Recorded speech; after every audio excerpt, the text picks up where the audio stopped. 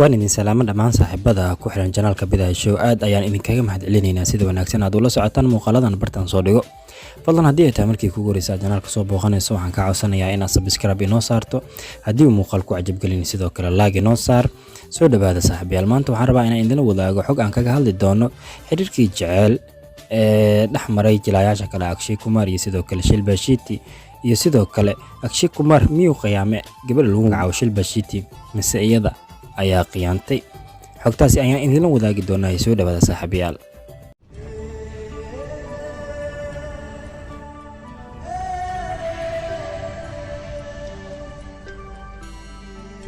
Akshay Kumar iyo Shilpa Shetty waxay kamid ahaayeen aktaradii aadka loo jeclaa sagaashameeyadii. Labadan jilaa ayaa ka soo wada muuqday aflaam dhowr ah kuwa oo lagu xusi karo filimka caanka Mikilade to Anari iyo sidoo kale filimka kale Insaaf lagu magacaabay sidoo kale dadkan.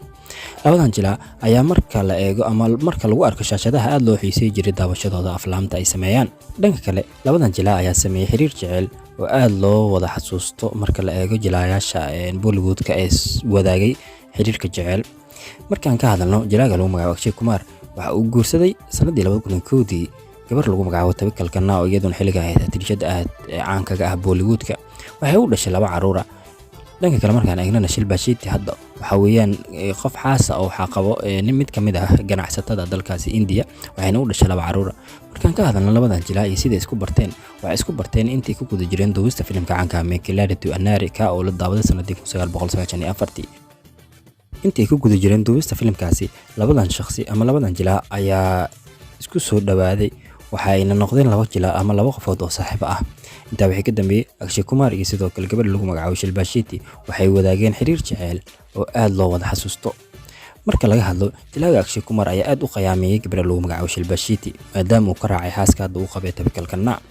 Shilpa Shetty iyadoo naftigeeda ay ka hadashay xumeynta ama sida uu xumeeyay jilaaga lagu magacaabo Akshay Kumar.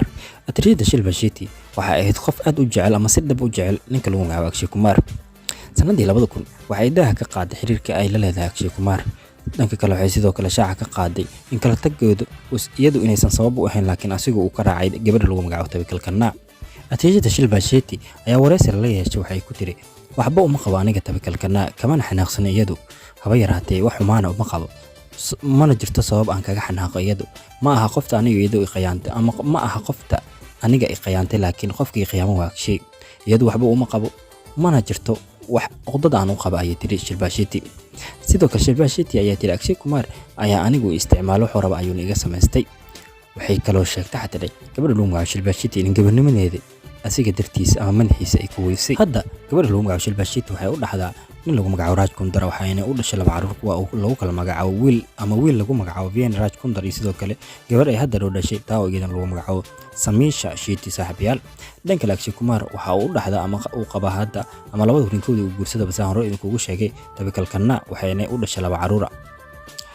dhanka kale Akshay Kumar iyo sidoo kale Shilpa Shetty waqtigan la joogo waa dad asxaab ah marka laga soo tago xumaantii uu geystay Akshay Kumar gabadha lagu magacaabo Shilpa Shetty.